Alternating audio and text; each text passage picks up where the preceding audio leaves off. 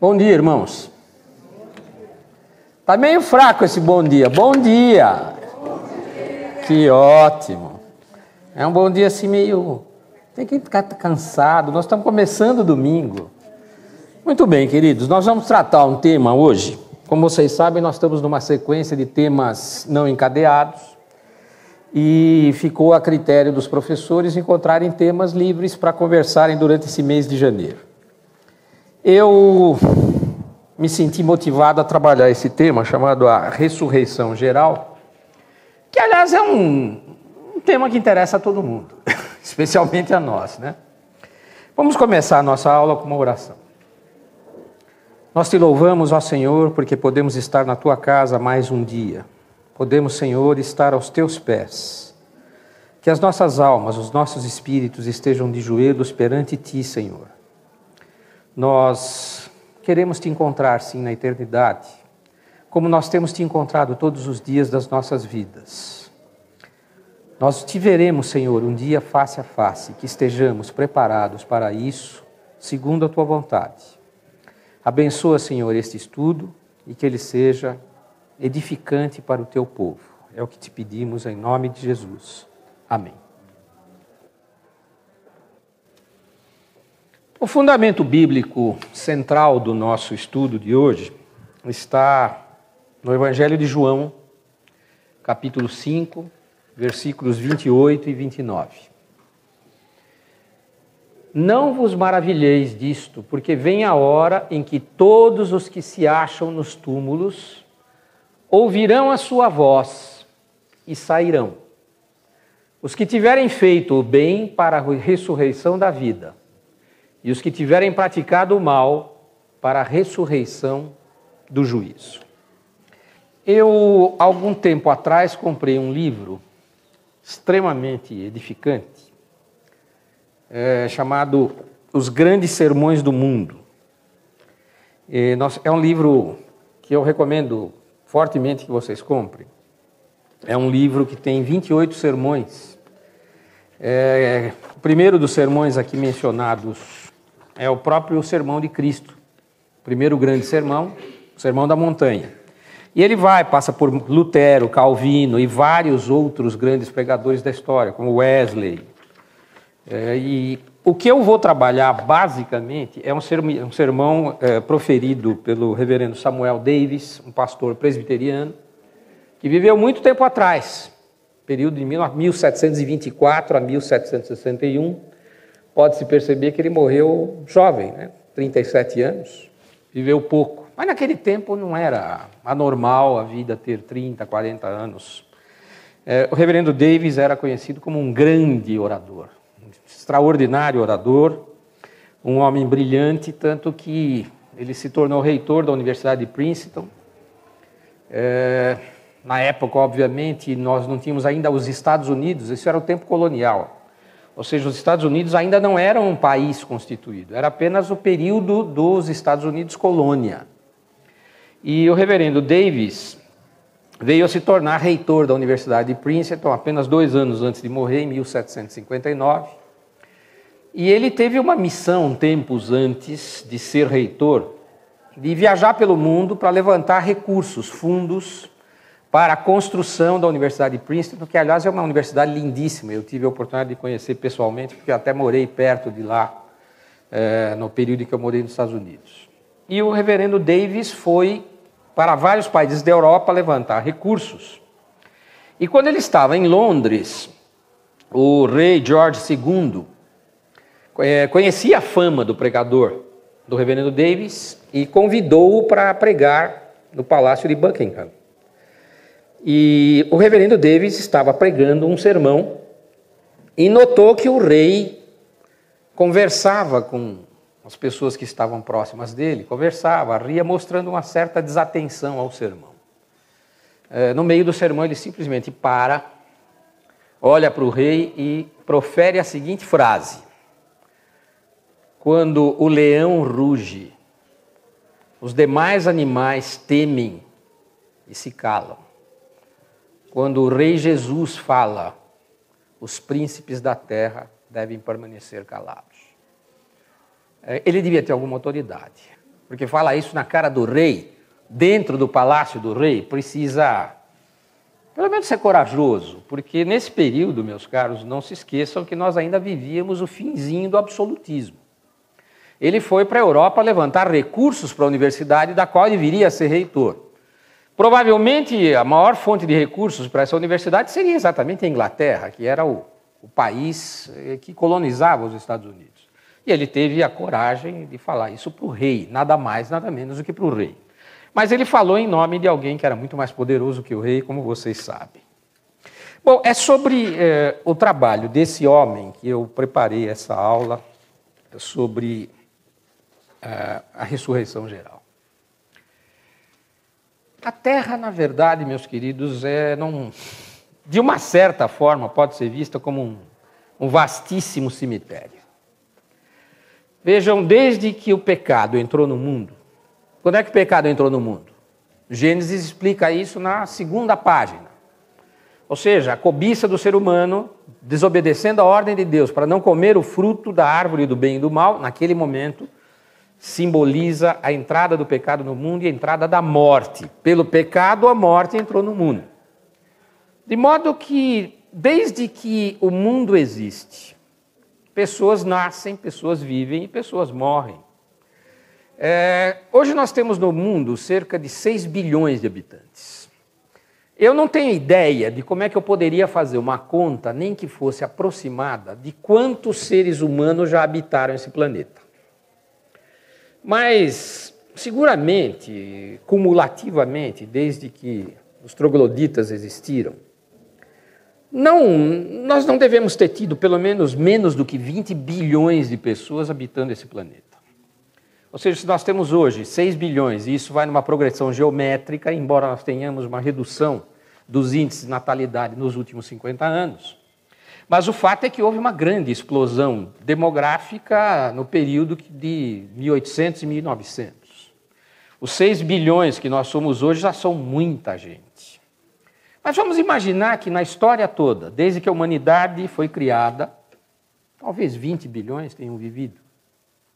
Todas essas pessoas nasceram, viveram, morreram, os seus corpos se dissolveram, alguns por características locais, como o deserto do Saara, que é extremamente seco e isso pode preservar corpos por muito tempo, ou nas geleiras. De vez em quando se descobre um cadáver na geleira perfeitamente preservado, gente que viveu 5, 6 mil anos atrás. Vamos imaginar que 20 bilhões de pessoas já se dissolveram neste mundo que nós vivemos, neste mundo físico.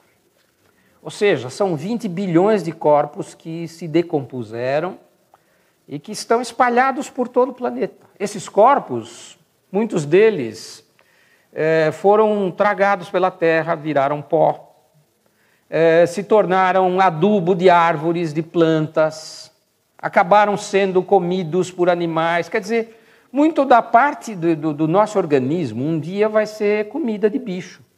Ou seja, os vermes comem os corpos humanos, os vermes, por sua vez, viram pó, aí eles são comidos por animais, viram excremento de animal, que vira adubo, que vira árvore. Ou seja, imagine um processo de 20 bilhões de pessoas envolvidos nesse processo. Eu diria para vocês, hoje no mundo, a qualquer segundo, por exemplo, neste segundo morreu alguém no mundo. Ou seja, 24 horas por dia, 60 minutos por hora, 60 segundos por minuto, a todo momento do mundo, um mundo habitado por 6 bilhões de pessoas, tem sempre alguém morrendo. Ou seja, nós temos o comando que está em Gênesis 3,19. Quem leria para mim Gênesis 3,19? Esse comando é o comando que nós todos obedecemos um dia. Gênesis 3,19.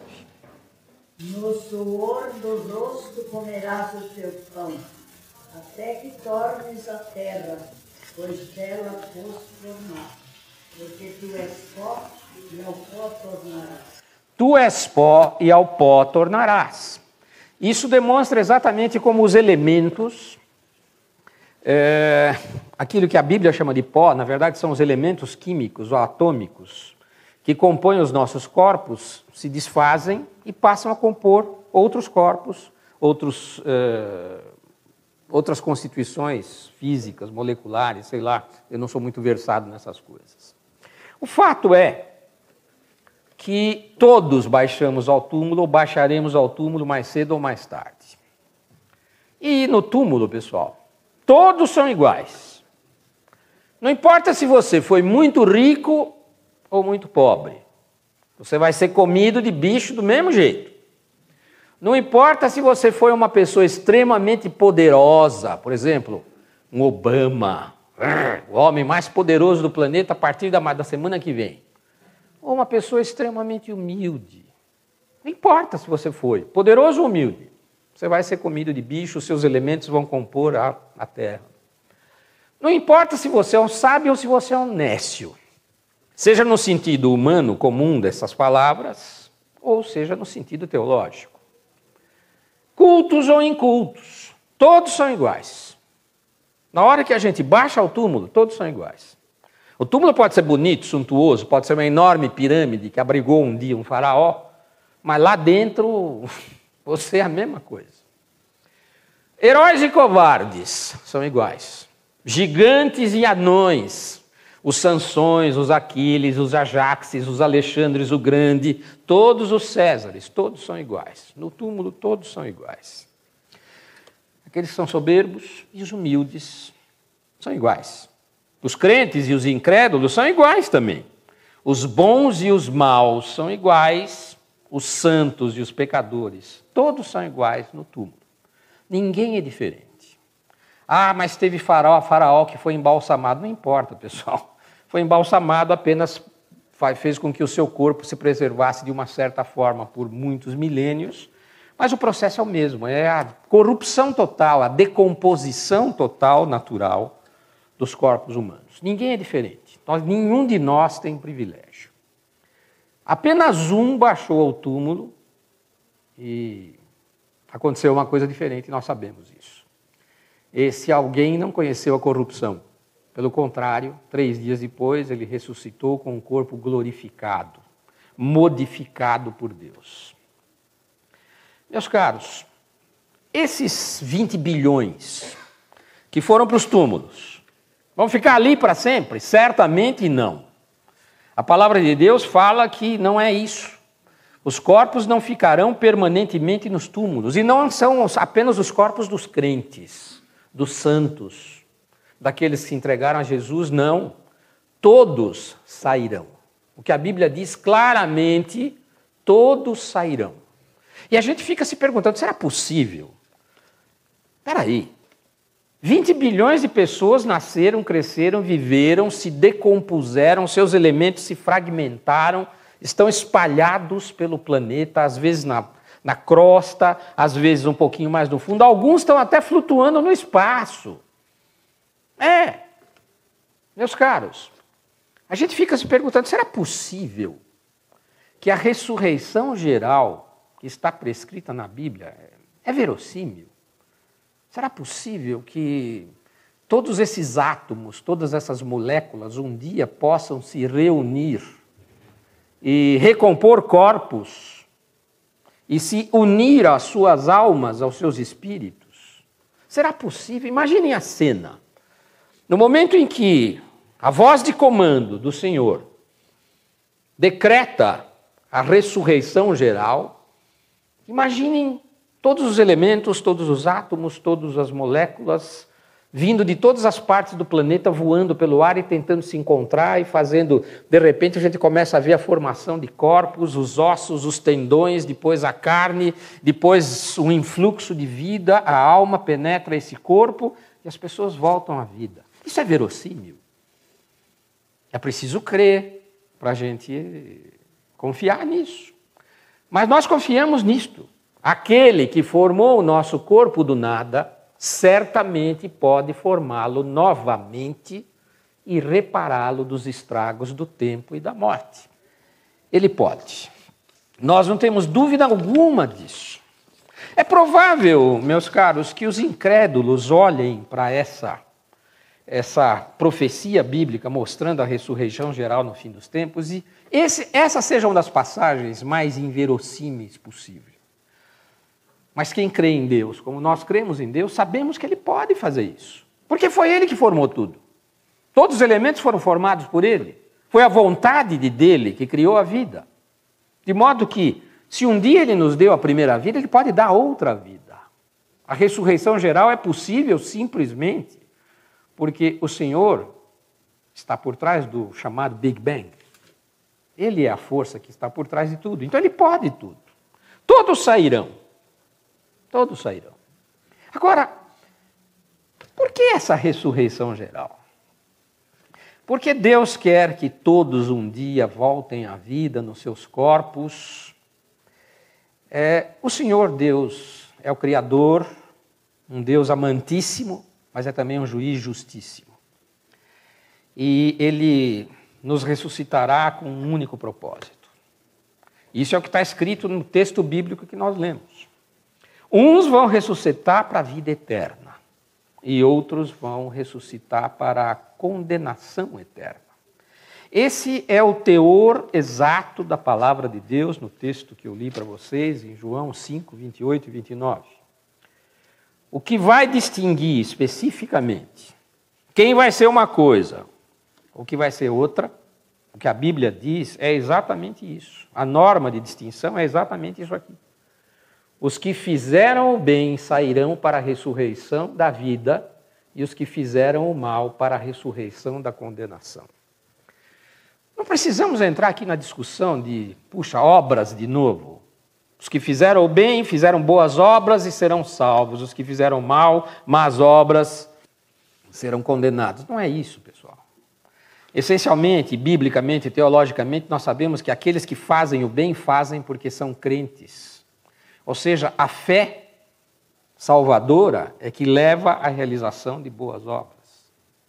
De modo que a norma de distinção que está por trás disso, essencialmente, é a fé na salvação de Cristo, que foi provida pelo próprio Deus. Ora, meus caros, o Senhor fará um julgamento. Aquele que crê não será julgado senão para a salvação eterna. Aquele que não crê já está julgado porquanto não crê no nome do Filho de Deus. Essa é a diferença essencial que está contida exatamente nesse lugar. Meus caros, todos os que estão nos sepulcros vão ouvir a voz do Senhor. A voz do Senhor será tonitruante. Acha que a palavra mais pomposa que eu poderia usar seria a voz do Senhor será tonitruante. Eu acho que vai ser algo muito mais que tonitruante. Nós não temos palavra para descrever como é que será o soar do comando da voz de Deus no momento da ressurreição geral. A voz do Senhor terá um som irresistível. Todos vão ouvir, vivos e mortos, todos vão ouvir. Quem leria para mim? 1 Coríntios 50, 55. Em voz tonitruante, por favor.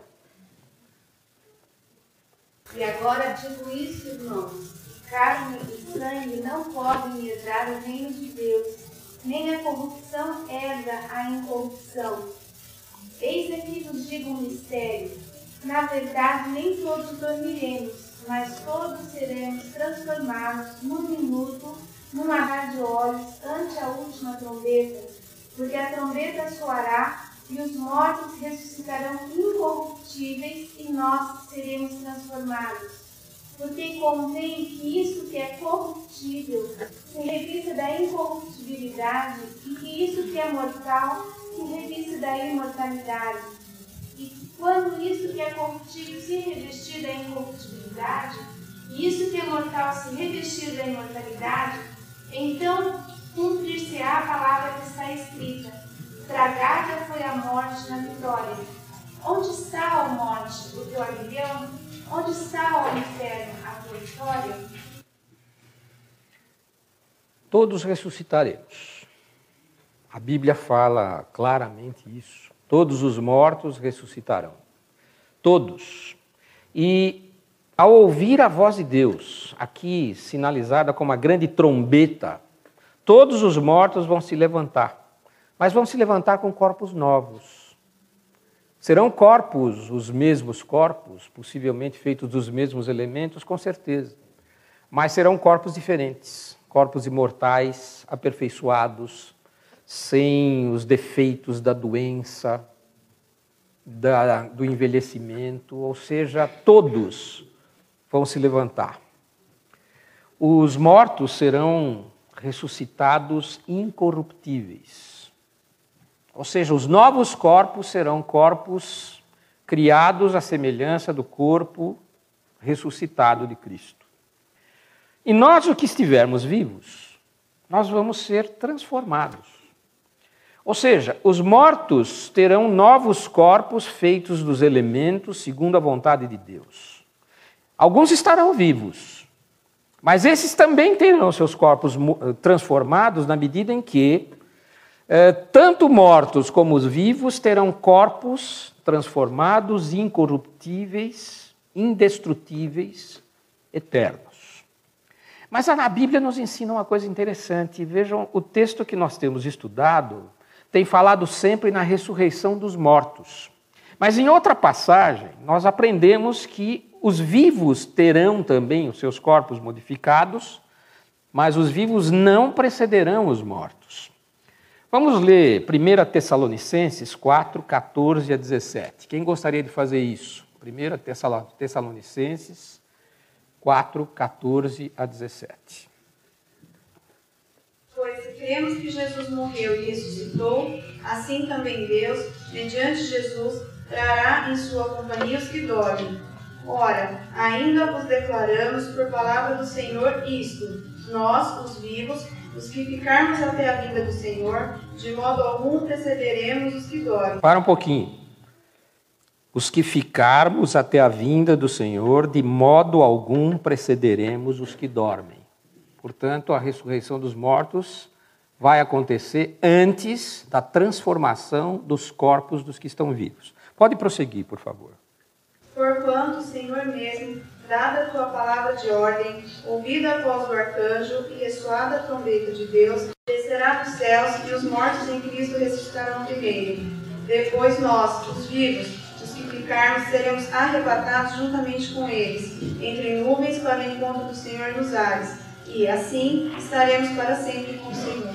Muito bem, a Bíblia nos ensina e ratifica exatamente isso. Haverá uma ressurreição geral, todos os mortos se levantarão dos túmulos, os seus corpos serão modificados, serão corpos incorruptíveis, corpos indestrutíveis, portanto eternos. E os vivos, os que estiverem vivos no momento da vinda do Senhor, ou da chamada final do Senhor, não é o momento da vinda, mas a chamada final do Senhor, estes terão seus corpos transformados e transformados da mesma forma que os corpos dos mortos. Ora, queridos, nós vivemos essencialmente num mundo fortemente descuidado. Alguns de vocês devem pensar, não, mas eu não sou tão descuidado assim. Afinal das contas, eu entreguei a minha vida ao Senhor Jesus, eu tenho procurado estar com Ele, eu tenho fé, eu creio, eu tenho vindo à igreja quase todos os domingos, se não todos os domingos, às vezes de manhã, às vezes de noite, às vezes as duas vezes. Eu faço outros trabalhos da igreja, eu me dou. Eu sou uma pessoa boa, caridosa, eu compartilho aquilo que eu tenho com os meus próximos, sobretudo com aqueles mais necessitados. Algumas pessoas são melhores, mas vocês sabem muito bem que nós vivemos um mundo que não é dominado por isto. Nós vivemos um mundo que é essencialmente um mundo descuidado. Quem leria para mim 2 Pedro 3, 2 a 10? 2 Pedro 3, 2 a 10. Para que vos recordeis das palavras que anteriormente foram ditas pelos santos profetas, bem como do mandamento do Senhor e Salvador, ensinado pelos vossos apóstolos, tendo em conta, antes de tudo, que nos últimos dias virão escarnecedores, com os seus escárnios, andando segundo as próprias paixões, e dizendo, onde está a promessa da sua vida, da sua vinda? Porque desde que os pais dormiram, todas as coisas permanecem como desde o princípio da criação. Para um pouquinho. Nós vivemos um mundo dominado por escarnecedores que, de fato, olhando para nós crentes, nos espezinham. Olha, vocês estão esperando a volta do Senhor, mas olha, isso está prometido há tanto tempo, ele nunca volta, você está acreditando numa promessa vã. Ficam escarnecendo de nós. Isso é uma clara manifestação de um mundo dominado por uma distância total do Criador. Pode prosseguir, por favor. Porque, deliberadamente, esquecem que de longe tempo houve céu bem como terra, a qual surgiu da água e através da água, pela palavra de Deus, pela qual veio a perecer o mundo daquele tempo, afogado em água. Ora, os céus que agora existem e a terra, pela mesma palavra, têm sido entesourados para fogo, estando reservados para o dia do juízo e destruição dos homens ímpios. Há, todavia, uma coisa, amados, que não devemos esquecer, que para o Senhor um dia é como 1000 anos, e 1000 anos como um dia. Não retarda o Senhor a sua promessa, como alguns a julgam demorada. Para um pouquinho. Eles nos escarnecem porque, está demorando, isso é conversa mole, vocês estão esperando uma coisa que já faz tanto tempo que foi prometido e não aconteceu. Veja, aos olhos de Deus, 1000 anos é como um segundo, não é um dia. Ou seja, para ele só retarda o acontecimento pelo seu amor, pela esperança que mais pessoas realmente venham aos seus pés. Ele sabe de antemão todas essas coisas. Ele poderia abreviar estes acontecimentos. Mas para ele é uma fração de tempo, aquilo que a gente chama de um átimo. Uma coisa muito rápida. Ou seja, o escarnecimento que nós sofremos não tem qualquer fundamento, porque para Deus o tempo simplesmente não existe, Ele é o Senhor do tempo. Prossiga, por favor. Pelo contrário, Ele é longânimo para convosco, não querendo que nenhum pereça, senão que todos cheguem ao arrependimento. Virá, entretanto, como ladrão, o dia do Senhor, no qual os céus passarão com estrepitoso estrondo, e os elementos se desfarão abrasados. Também a terra e as obras que nela existem serão atingidas. Veja, Pedro está aqui usando as mesmas palavras que Cristo usou ao evidenciar como seria esse futuro. A vontade de Deus vai acontecer sobre esse mundo descuidado. Eu queria pedir a vocês permissão para ler alguns trechos do sermão do reverendo Davis, porque ele fala disso de uma maneira tão intensa, tão candente, que eu não consigo reproduzir.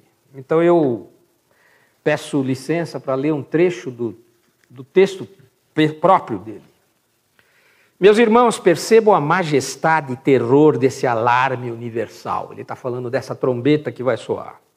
Os mortos estão dormindo no sepulcro silencioso, os que vivem estão descuidados e despreocupados do grande evento, ou absortos em outras preocupações. Alguns dormem nas altas horas da noite, outros dissolveram-se em prazeres sensuais, comendo e bebendo, casando-se e dando-se em casamento. Ainda outros estão planejando ou executando esquemas para obter riquezas ou honras, uns no próprio ato do pecado. A generalidade estúpida e descuidada acerca das preocupações da eternidade, estando o dia terrível bem prestes a suceder. Ele está comentando as pessoas que estarão fazendo as coisas do dia a dia. Alguns no próprio ato do pecado, outros mirabolando, engendrando maneiras de ficar rico. Outros poucos aqui e ali estão conversando com seu Deus e aguardando a bem-aventurada esperança e o aparecimento da glória do grande Deus e o nosso Senhor Jesus Cristo.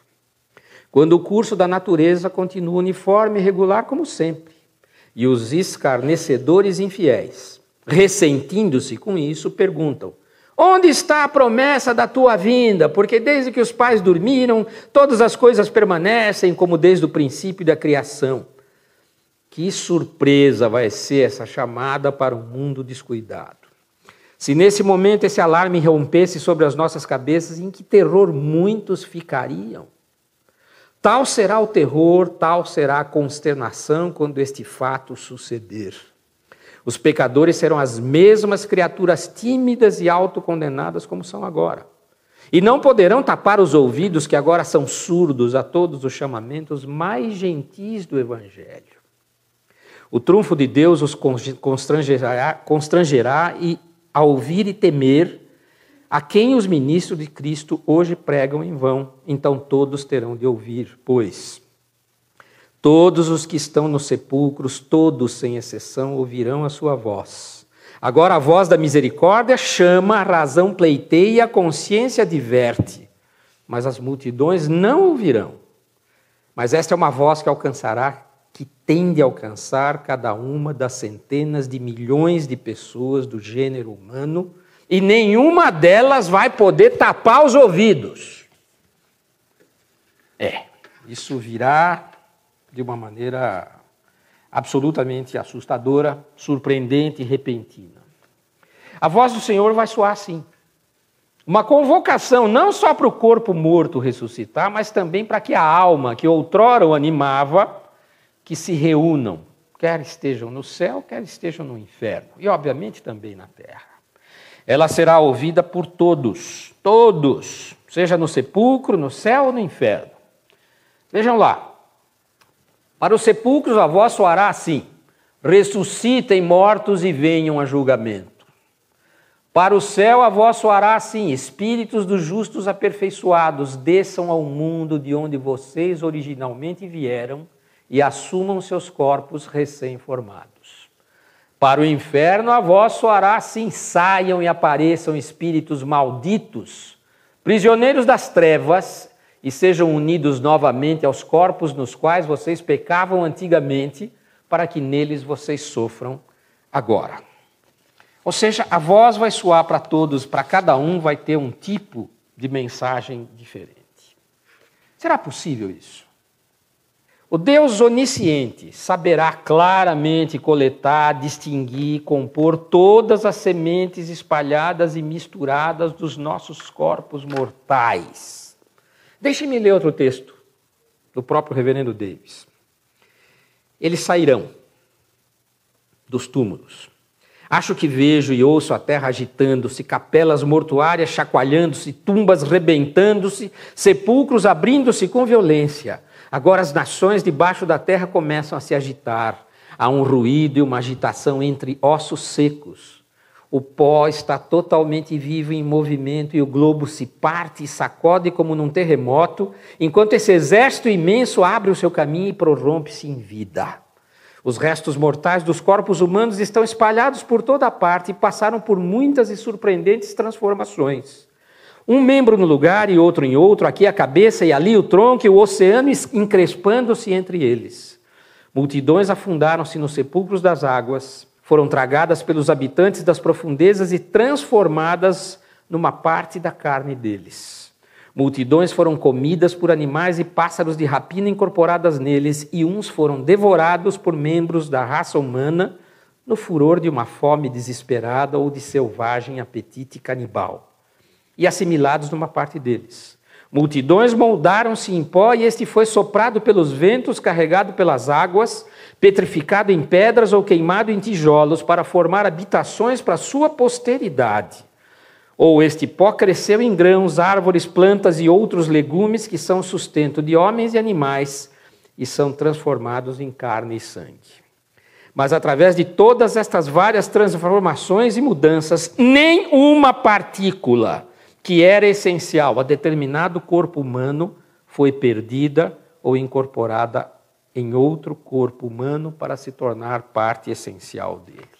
O Senhor saberá Ele sabe distinguir e compor todas as partes do corpo humano. Será o seu poder supremo a realizar esse momento da reunião de todos esses elementos. Vejam, mesmo depois da total corrupção, o meu pó, o seu pó, serão reanimados e organizados. Jó já nos ensinou isso. No momento do seu grande lamento, da sua grande tribulação, em Jó 19, 25 a 27. Porque eu sei que o meu Redentor vive e por fim se levantará sobre a terra. Depois, revestido este meu corpo da minha pele, ele está mencionando que tinha virado ossos, restos. O meu corpo será revestido da minha pele e em minha carne verei a Deus. Eu o verei por mim mesmo e os meus olhos o verão, não outros. Nós cremos, a fé que Deus nos deu, nós cremos em Deus. Nós o vemos em espírito. Mas Jó já dizia, um dia eu o verei face a face, eu mesmo, com estes mesmos olhos que um dia a terra comeu. E agora se fez de novo. Eu estou vendo ele, não é mais agora pela palavra de outros, de terceiros, de teólogos, de pastores, de leituras, não importa, eu o verei.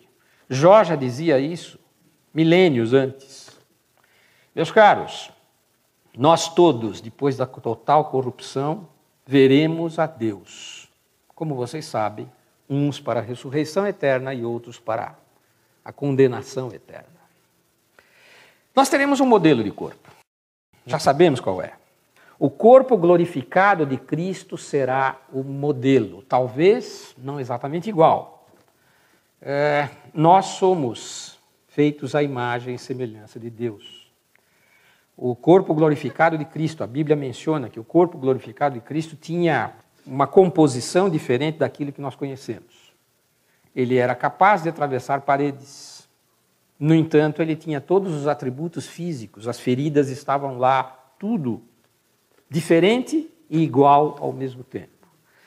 Esse modelo será o modelo dos nossos corpos. Os nossos corpos serão formados gloriosos, incorruptíveis, sem as sementes da doença e do pecado. Leiamos Filipenses 3, 21.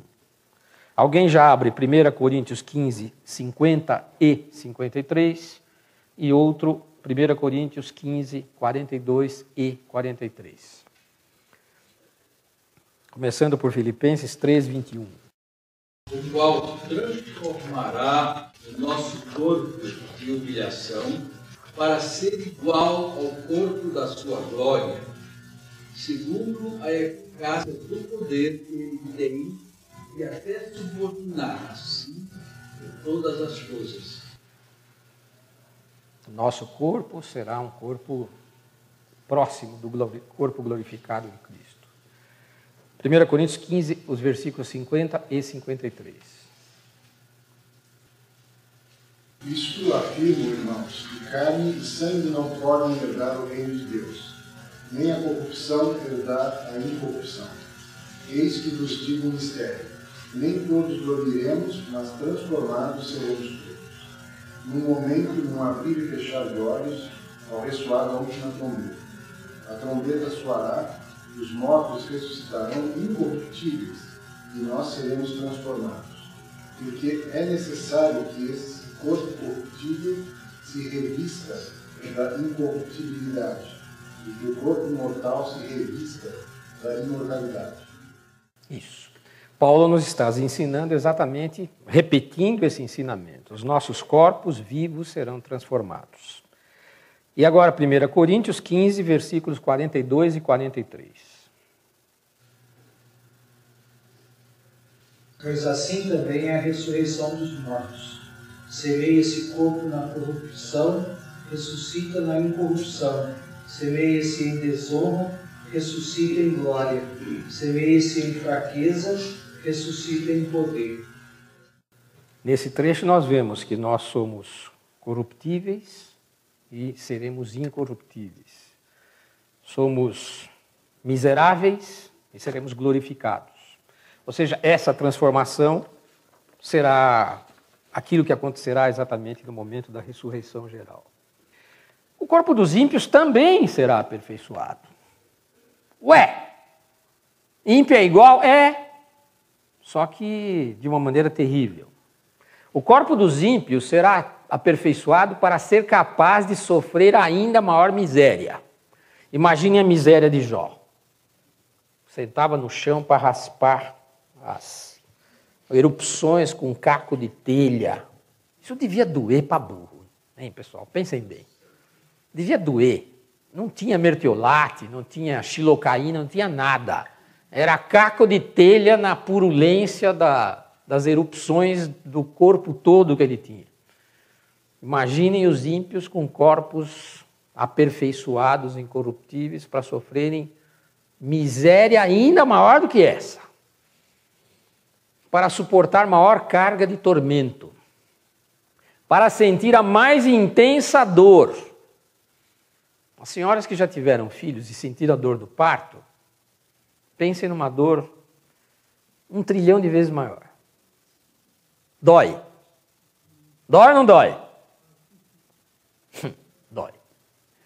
Para que queime e nunca seja consumido pelo fogo eterno, para não escapar do castigo por meio da decomposição ou da aniquilação.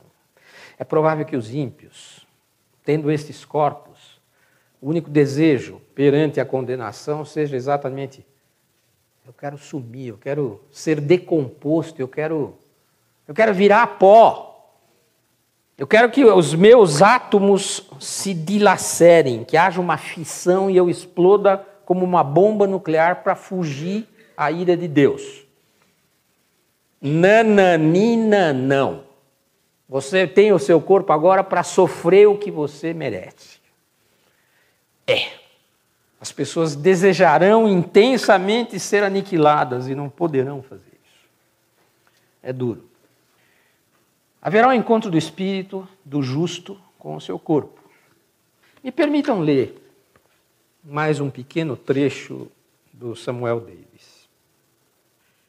Com que alegria o espírito dos justos dará as boas-vindas a seu antigo companheiro do longo sono no pó e felicitará a ressurreição gloriosa. Quanto se regozijará ao reentrar na sua antiga habitação, agora tão inteiramente restaurada e altamente aperfeiçoada. Para o espírito encontrar o corpo que outrora era seu empecilho, outrora frágil e mortal, no qual estava encarcerado e enfraquecido, outrora era a sua tentação, maculado com as sementes do pecado, agora é seu assistente e sócio nos assuntos do céu. Agora vigoroso, incorruptível e imortal, agora livre de todas as misturas corruptas e brilhando em toda a beleza da santidade perfeita. Ele está falando do momento em que o espírito encontra o seu novo corpo. Nesse corpo, ele outrora servia a seu Deus com esforços honestos, embora fracos, em conflito com o pecado e com a tentação, e passou por todas as provas e adversidades conjuntas da mortalidade e da vida cristã. Mas agora espírito e corpo estão unidos para propósitos mais elevados e felizes.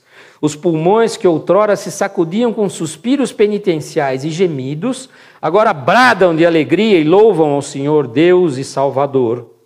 O coração outrora partido de tristeza agora é refeito para sempre e transbordará com prazeres imortais. Esses mesmos olhos de onde escorreram lágrimas e que viram muitas visões trágicas, verão o Rei na sua formosura, verão o Salvador, o qual, embora não vissem, amavam, e todas as glórias do céu.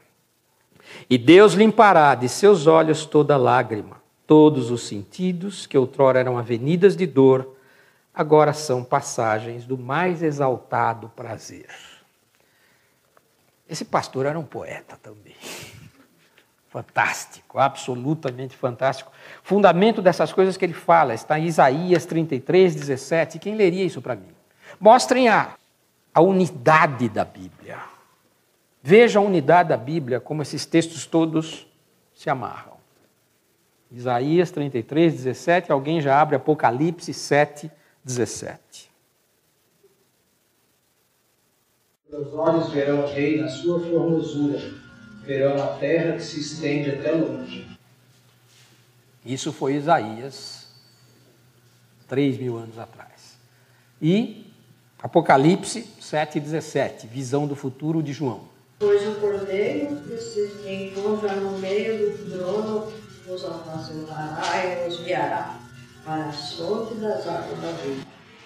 Deus lhes enxugará os olhos de toda lágrima. Deus os enxugará os olhos de toda lágrima. Ou seja, o encontro do espírito do ímpio com o seu corpo mostra o lamento da alma e o lamento do corpo. Queridos, esse é o ponto alto do sermão. E eu peço permissão para vocês, ainda uma vez, para ler um pequeno trecho. Esse é o ponto mais alto do sermão.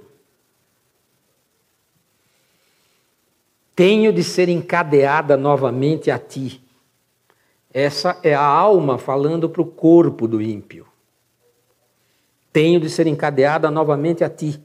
Talvez a alma culpada diga: corpo amaldiçoado e poluído, sistema de deformidade e terror, em ti eu outrora pequei, através de ti eu fui outrora enlaçada, humilhada e arruinada, a alma jogando a culpa no corpo.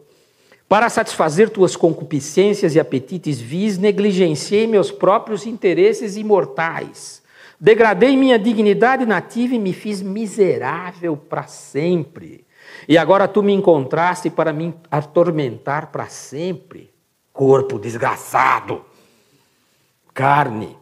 Gostaria que tu estivesses dormindo no pó e nunca fosses restaurado novamente.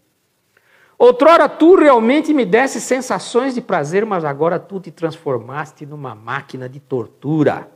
Nunca mais verei por teus olhos a luz alegre do dia, os belos prospectos da natureza, mas as trevas espessas do inferno, espíritos horrendos e horríveis, o céu, a uma distância intransponível, e todas as visões repugnantes de aflição nas regiões infernais.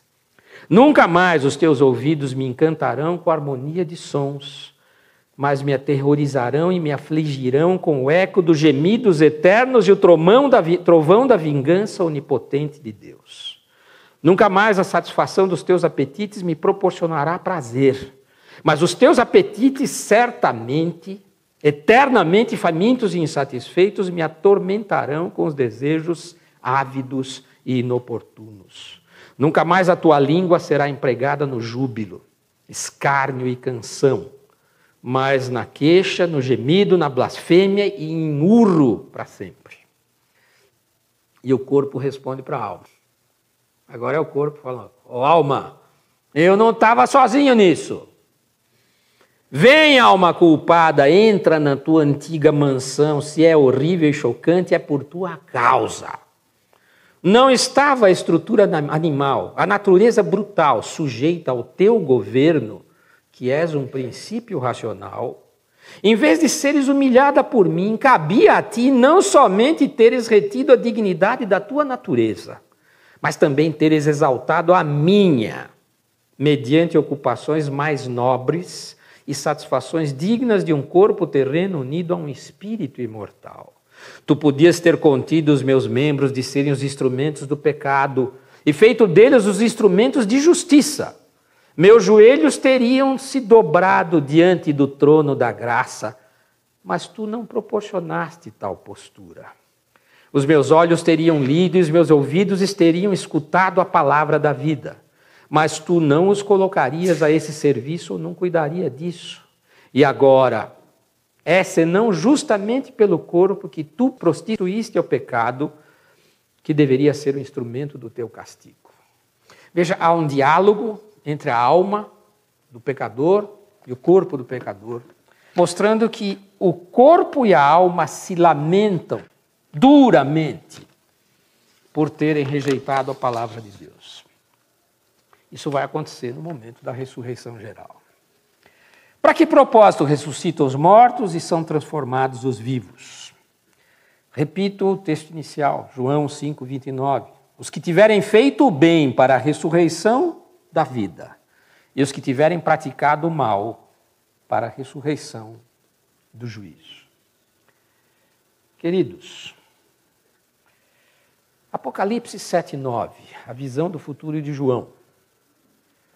Depois destas coisas vi, e eis grande multidão que ninguém podia enumerar, de todas as nações e tribos, povos e línguas, em pé diante do trono e diante do Cordeiro, vestido de vestiduras brancas, com palmas nas mãos. João viu, quem sabe dentre esses 20 bilhões de almas e corpos que já viveram nesta terra, ele conseguiu vislumbrar no Apocalipse uma grande multidão de salvos, com vestiduras brancas, com palmas nas mãos, louvando a Deus. Ele viu uma grande quantidade, uma grande multidão, para ele incontável. Daniel, muito tempo antes, notem que para Deus não existe tempo. Profecia de Daniel, João, falaram possivelmente com 700 anos de diferença, mas eles estão falando da eternidade. Daniel 12, 1-4. Nesse tempo se levantará Miguel, o grande príncipe, o defensor dos filhos do teu povo, e haverá tempo de angústia, qual nunca houve desde que houve nação até aquele tempo. Mas naquele tempo será salvo o teu povo, todo aquele que for achado inscrito no livro. Muitos dos que dormem no pó da terra ressuscitarão, uns para a vida eterna e outros para a vergonha e horror eterno. Os que forem sábios, pois, resplandecerão como o fulgor do firmamento, e os que a muitos conduzirem à justiça como as estrelas, sempre e eternamente. Tu, porém, Daniel, encerra as palavras e sela o livro até o tempo do fim. Muitos o esquadrinharão e o saber se multiplicará. Ou seja, Deus nos dá uma visão clara dos tempos futuros, dos tempos eternos. Eu diria para aqueles que são os crentes, os salvos, os que amam a Cristo, poderão ouvir ou poderão contemplar. Isso é uma das coisas mais lindas que existe na Bíblia. Nunca se viu nem se ouviu aquilo que Deus tem preparado para aqueles que o amam. Haverá uma multidão vestida de vestiduras brancas e que verão estas coisas que nós não podemos imaginar. Definitivamente não podemos imaginar. Será uma multidão, sim, mas infelizmente uma multidão muito, muito menor dos que serão condenados. Queridos, poucos são escolhidos. Jesus nos ensina. Em Mateus 22, 11-14. Estando, porém, o rei para ver os que estavam à mesa, notou ali um homem que não trazia veste nupcial, a vestidura branca. E perguntou-lhe: amigo, como entraste aqui sem veste nupcial? E ele emudeceu. Então ordenou o rei aos serventes: amarrai-o de pés e mãos e lançai-o para fora nas trevas. Ali haverá choro e ranger de dentes, porque muitos são chamados, mas poucos escolhidos. Acho que vai ter gaiato que, na ressurreição geral, vai arrumar lá uma roupinha meia bege e vai tentar se enfiar. Não. Jesus diz exatamente o que vai acontecer. Em Mateus 7, 13-14, entrai pela porta estreita, larga é a porta e espaçoso o caminho que conduz para a perdição. E são muitos os que entram por ela, porque estreita é a porta e apertado o caminho que conduz para a vida. E são poucos os que acertam com ela. Queridos, infelizmente, para a grande maioria, no mesmo instante em que a alma é unida ao corpo, imediatamente a consciência começa a acusar, a condenar, a sentenciar, a censurar e a atormentar essa pessoa. O pecador é condenado no seu próprio tribunal e ele adentrará o tribunal de Deus sabendo de antemão o que vai acontecer com ele. A própria condenação do seu próprio tribunal.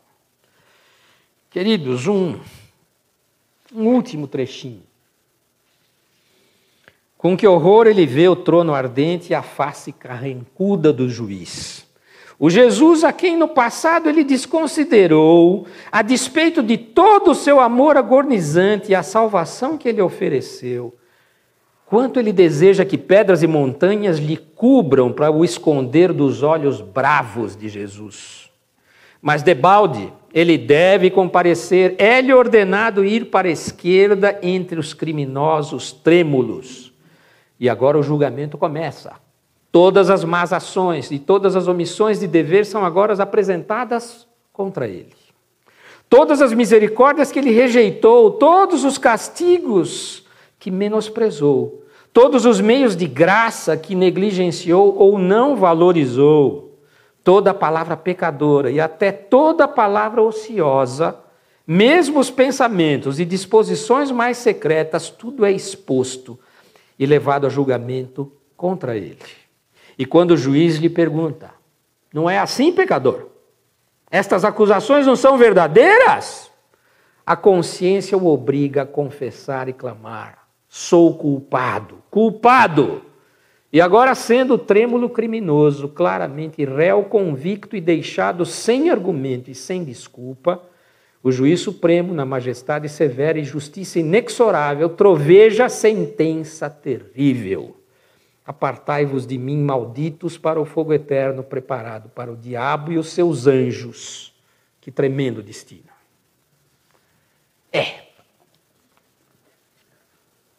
Meus caros, o ímpio vai se lamentar exatamente assim. Que oportunidade justa eu tive de salvação. Tivesse eu me aproveitado dela, eu fui avisado das consequências de uma vida de pecado e descuido. Disseram-me da necessidade de fé, arrependimento e santidade de coração e vida. Tive o tempo e os meios para arrependimento e salvação, mas negligenciei tudo. Recusei-me a separar-me dos meus pecados, recusei a engajar-me seriamente com a obra de Deus e a buscá-lo com zelo. E agora estou perdido para sempre. Que tolo eu fui de vender a minha alma por tais ninharias, de dar tão pouca importância ao céu e entrar no inferno por mera negligência e descuido. Assim o ímpio vai se lamentar perante o trono de Deus. Queridos, nós temos apenas um átimo de tempo, a nossa vida é efêmera, é uma migalha da eternidade. Um átimo, para fazermos a escolha que vai decidir a nossa eternidade. Este pequeno intervalo de tempo que nós desfrutamos nesta vida define a nossa eternidade. Portanto, cumpre-nos despertar e ao próximo para a justiça de Deus, para a chamada gentil do Evangelho, antes que a última trombeta soe um outro tipo de alarme. Hoje é um sininho, mas será uma trombeta tonitruante que muitos, a maioria, vai tentar tampar os ouvidos e desaparecer naquele momento para fugir à ira de Deus. Meus caros, essas são as coisas que Deus nos ensina, nos promete. E nós devemos considerar isso todos os minutos das nossas vidas, para que, de forma alguma, venhamos a ser apanhados naquele lamento dos ímpios, mas que possamos estar de joelhos, em vestiduras brancas, louvando a Deus, cantando para sempre no coral celestial. Assim seja feita a vontade de Deus. Nós te louvamos, Senhor Deus, porque a Tua palavra soberana nos ensina com toda clareza, aquilo que está preparado para nós. Nunca se viu, Senhor, nem se ouviu aquilo que Deus tem preparado para aqueles que o amam. Que sejamos, Senhor, merecedores disso, não pelos nossos atos, pelo nosso comportamento, pela nossa bondade, sim, por uma fé verdadeira que vem de Ti, Senhor. A fé que nos entrega a Ti, por meio do nosso Senhor e Salvador Jesus Cristo. Nós Te agradecemos por esse ensino mais uma vez, Senhor. Pedimos que Tu tomes nas Tuas mãos todos aqueles que aqui estão presentes, que eles tenham um domingo glorioso, mas que possamos estar sempre também na Tua comunhão, Pai querido. Nós Te agradecemos e Te pedimos por todos, em nome de Jesus. Amém, Senhor. Bom domingo a todos.